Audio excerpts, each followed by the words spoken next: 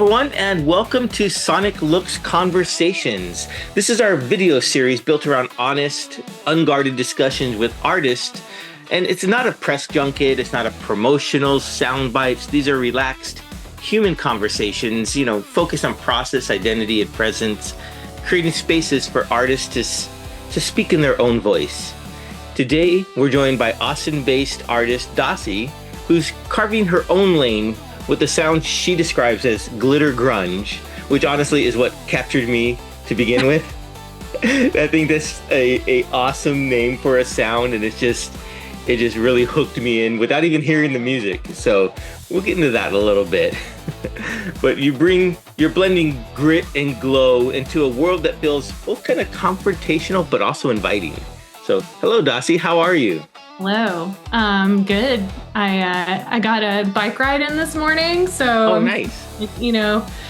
Good brain chemical is happening. So get those endorphins pumping, and you're good to go. So tell us a little bit about the beginnings of your musical journey, I guess, if you will. Just briefly give us so people who might not know who you are, a little brief background into your musical journey. Yeah, well, it's been a wild ride, Danny. There it is.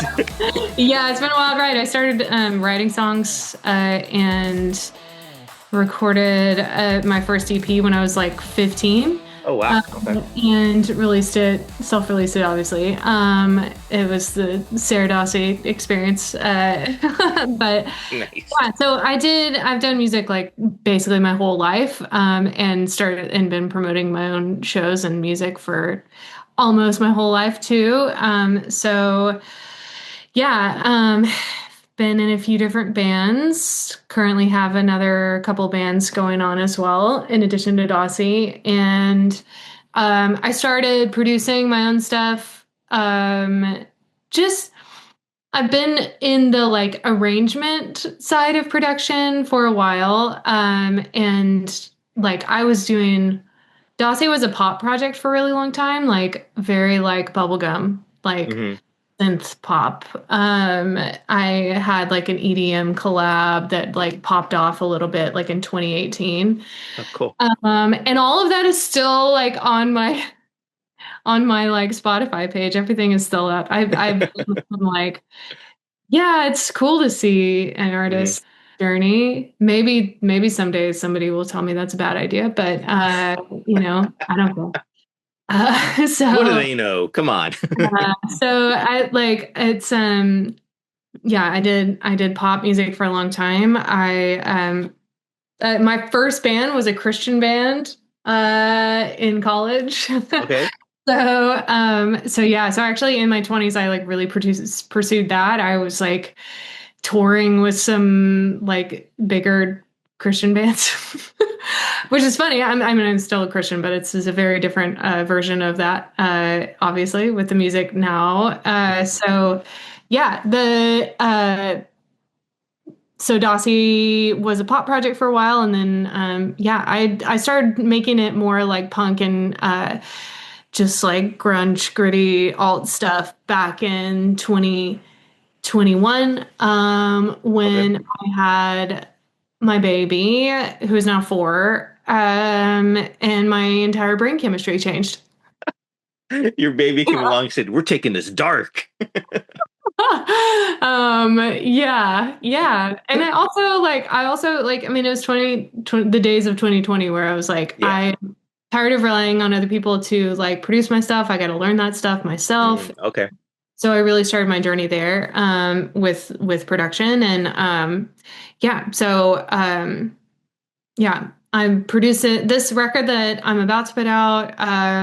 Of course, produced pretty much. Yeah, I produced the whole thing, and I also mixed it. So cool. There you really go. One of the first times I mixed my own project too, and yeah, that's very kind cool. of. There's you in a wild ride, my guy.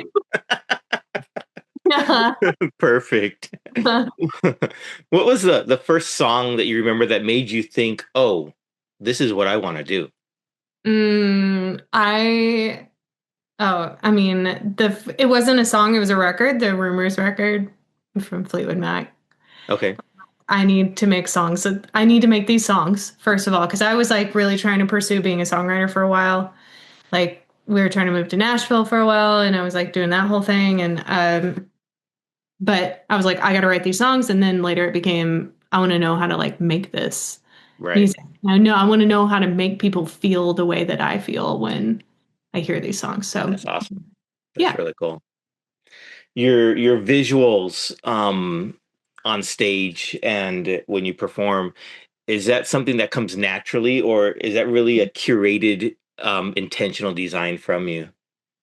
Some A little bit of both, I would say. I very much am a like visual person. At like my day job is I'm a graphic designer, like marketer. Oh, So I'm that's constantly thinking about that. I love branding, and so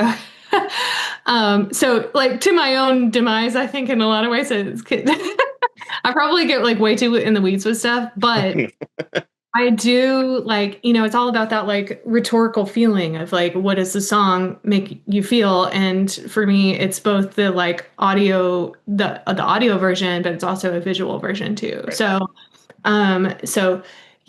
absent of a label that would like to pay for things, do my best to create the like to tell the story that I have in my mind. When with the last EP that I did, Crying in Public, I had a whole like narrative that I wrote, like screenplay that I wrote to go with it. That actually the Glitter Grunge project that ended up just being singles.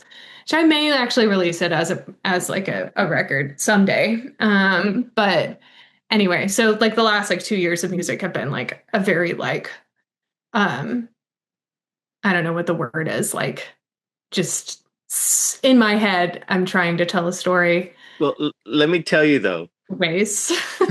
when I'm listening to it, I hear your music and it's very cinematic. Hmm. It truly is, and is you're intentional with that. That's what you're saying, telling me, and I think that's really cool because one of my favorite films is Scott Pilgrim versus the World, Hmm. and the music that Brie Larson's band Clash of Demon Head. I could see yours just sliding right into that world Hmm. and just creating this universe around your EP and around Yeah. your music that you're releasing as Glitter Grunge. So I Hmm. think that's just something that you are consciously designing what you're telling me, which I think is really cool. And I really appreciate that. Thanks. It's hard because I have all the tools at my disposal, like at least like to the extent that my brain can make things. And so it's hard for me to like reel it in as far as like I want to do all the things all the time. So it also helps me to like build a world and just be like, no, you have to operate in this world right now. Ah, okay. So because that's like the songwriter and the producer part of me. I'm like, oh, but this could also be this kind of song. And literally like my songs, I'll say this, Crying in Public, I reproduced 3 or 4 times. I have a song called Animal that I reproduce like 18 times. Wow. Like I keep reimagining what it can be, and I do think that that has value. I think there's also about like I'm about to put out a song this year that took me 40 minutes and I haven't touched it because I'm like I don't That's want to mess good. it. I don't want to mess it up. And so anyway, it helps me to like it helps me in my wily brain too. Which was going to be my next question for you was, do you have any Mhm. creative rules that you follow, or do you just completely throw them out? Sometimes it's good for me to throw them out, Okay. but uh, you know, but also like when I started the DOSSEY project, I was also playing banjo in a bluegrass band. Oh, So okay. my like I say, I could literally go anywhere with many of the songs.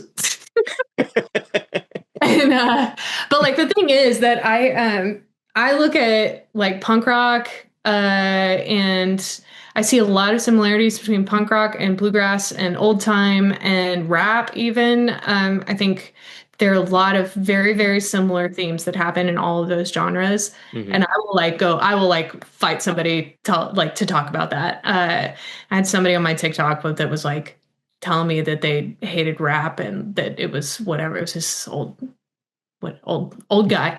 It's like, you know what, honestly, like if you like put a different beat behind what I'm doing, it's rap. So, you know, Yeah. my origin story and stuff it doesn't really carry with being a rap artist, but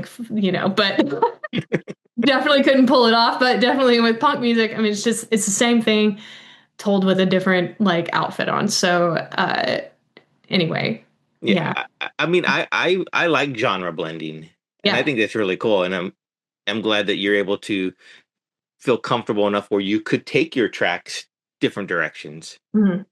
That's really cool. I mean, I was listening to a new release by an artist.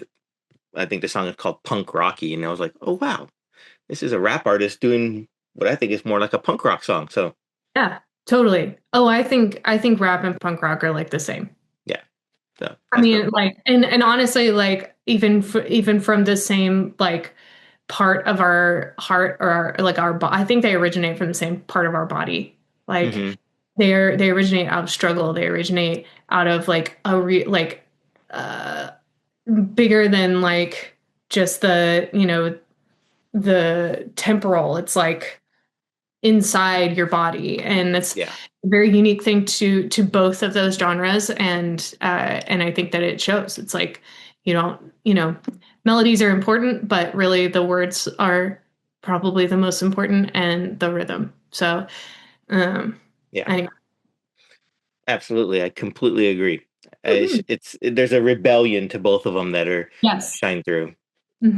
Rebellion as a result of oppression. Yeah. Like oppression and hardship. Like Yep. none of us come by it easy. And I think the when we begin to like face that within ourselves, and then the real stuff comes out. Yeah. So yeah, I think I was definitely like feeling that.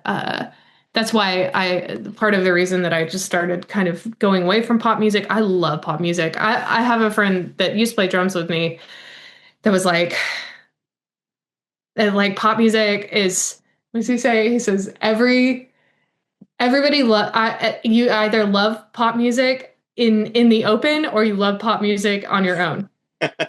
Okay. Everybody loves it. It's like no matter what, if you're like, you know, if you're open about it, cool. If you're not, like, Yeah. you know all the songs. Yeah, I understand. I mean, it's a feel good type of song, But right? Yeah. yeah, so like I still love pop music. I listen to pop music all the time, but it was like I started realizing like I don't feel like I feel like I need to say more, Yeah. and like in a different way, for me, Yeah. so Very cool. yeah. Well, what's something now that you understand about yourself now that maybe you didn't when you first started releasing music? Mm. Yeah, that's a lot. Okay. Uh, I'll say, That's a lot. We'll just leave it at why don't that. I say like that it's a constant, like at least for me, it's a constant struggle of like separating the art from the like marketability of things. Okay. um that's just for me, that's not everybody, but I think even now with like literally when I first started releasing music, I had a website, and I don't even think I had a YouTube channel, and then the Mhm. second band that I had, we were like big on Okay. And Facebook too. And so like it's like we have so many channels now, and it's like it can get really you can feel really bogged down by it. And I think Yeah, that's true. really anybody can feel Hmm. really bogged down by like all of the channels that we're like somehow supposed to like be tuned into and also like contribute to. And um it feels like very much part of the machine, whereas like the making of the art needs to be separate from the machine. So that's tough. It's tough to do that, Yeah. Yeah, I Like hear you. we have friends, a friend, like my bass player works in a studio in Austin, and it's like one of the biggest studios, like, and he's the studio manager there, and he was like, I mean, probably a quarter of the projects that get booked, it's like a content session. So at this like incredible recording studio, you're like, Oh man. and the labels are paying for that, you know what I mean? So Yeah, that's quite a um, shift. My goodness. That's just yeah, wow. yeah. Has Austin though, since you said you're in Austin, Mhm. has the Austin's music scene, has that changed you or helped you become more fearless as an artist? No. No? Fair enough. That's good.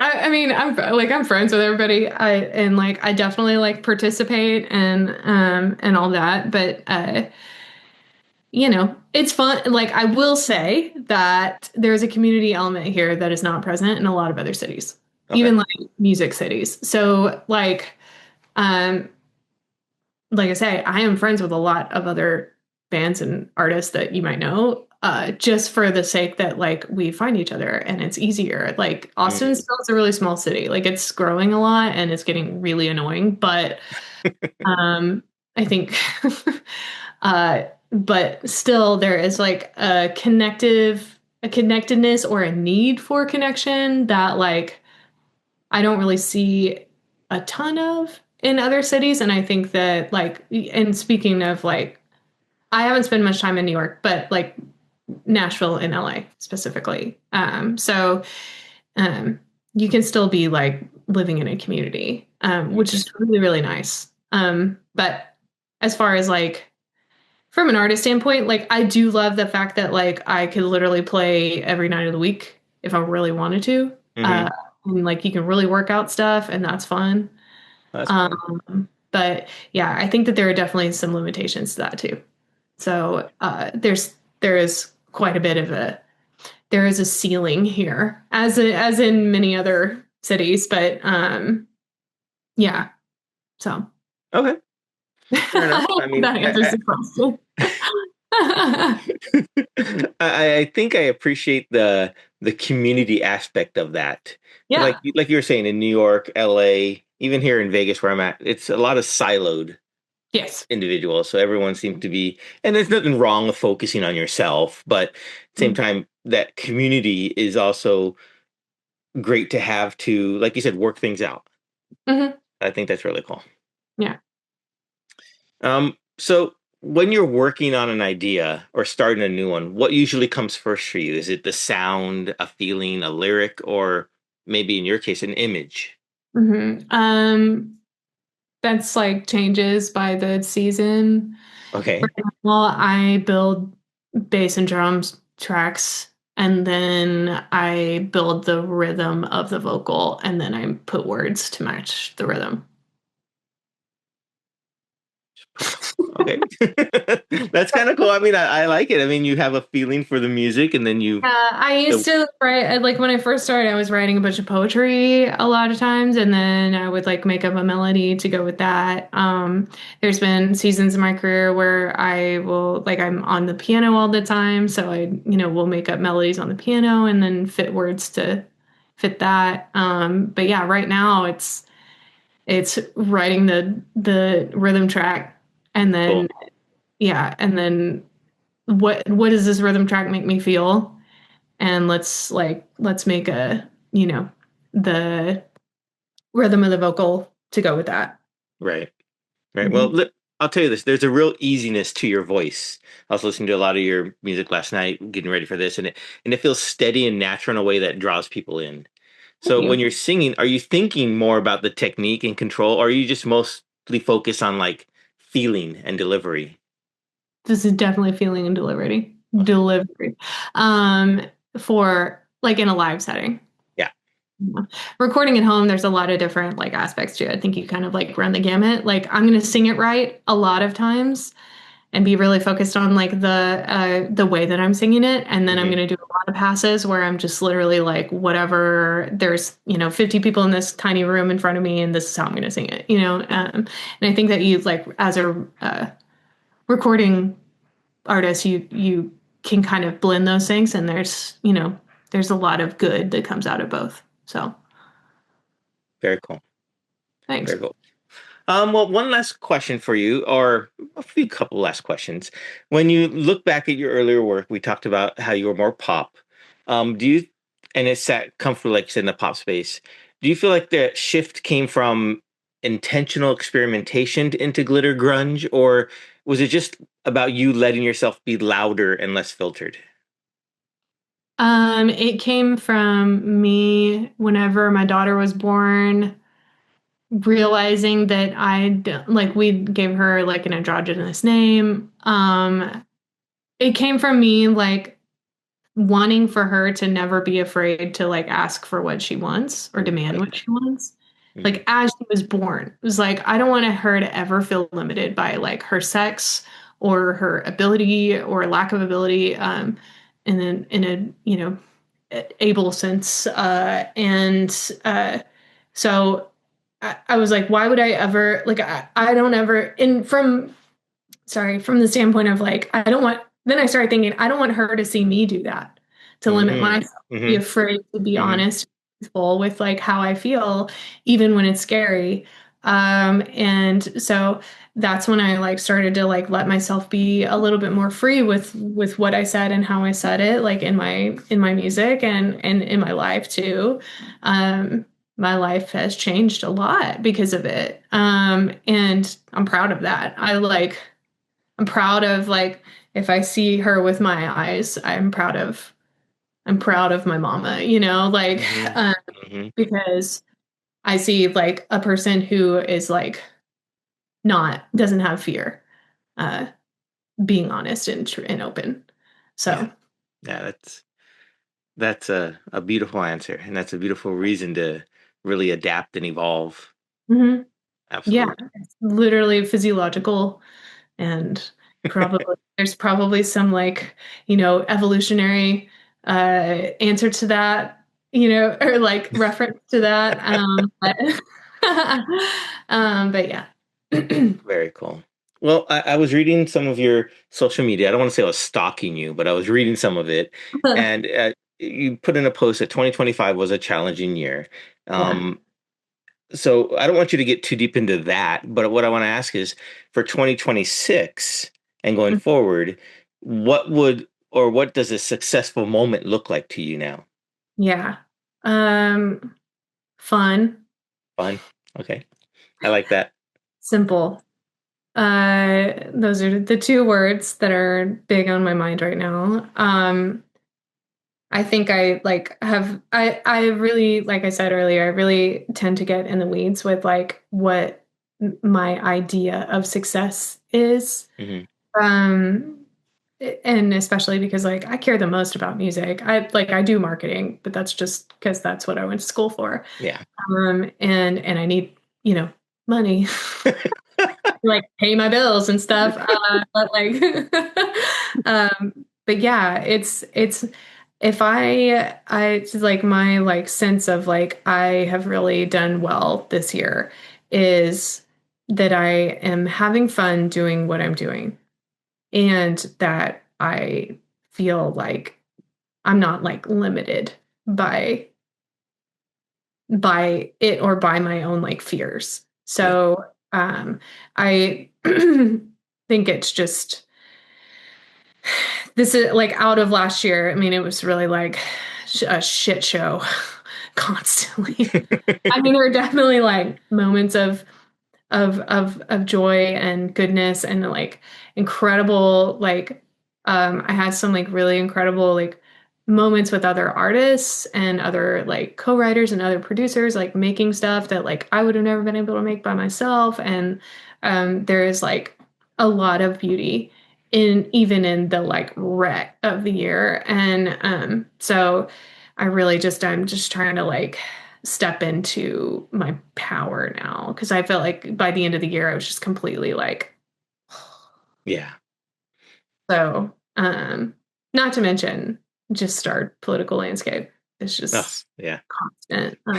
So I haven't been listening to NPR this year. I haven't been on social media and it's been great. Keeping your sanity. Yeah, like TikTok is actually different for me. For a while, I was like on this like algorithm where it was like all politics, and I was like, I gotta refresh my algorithm because like I can't, like this is too much. Hmm.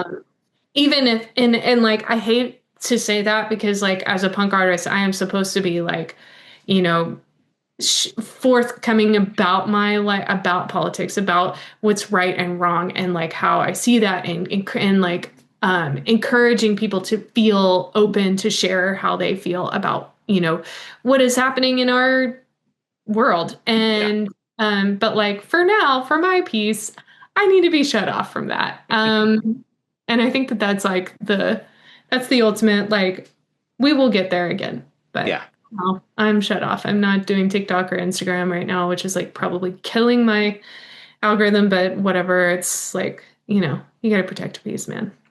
I hear you. I hear you. You got to Yeah. do that. And like you said, the music pool is there inside of you. You just need to find Yeah. the time to release it.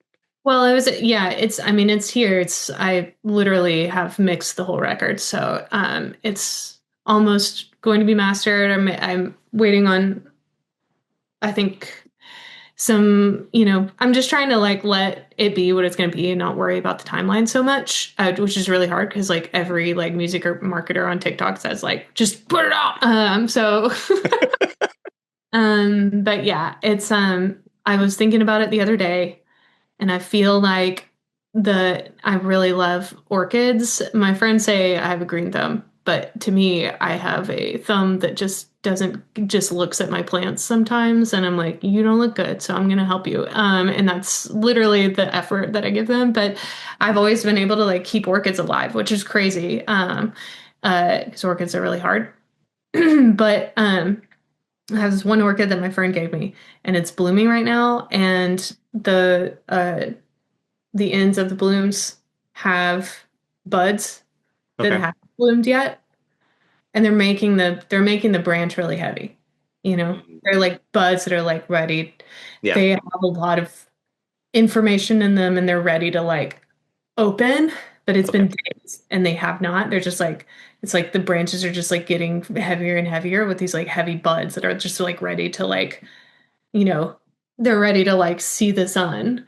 And I feel very much like that bud. Yeah, that's a great metaphor. I like that.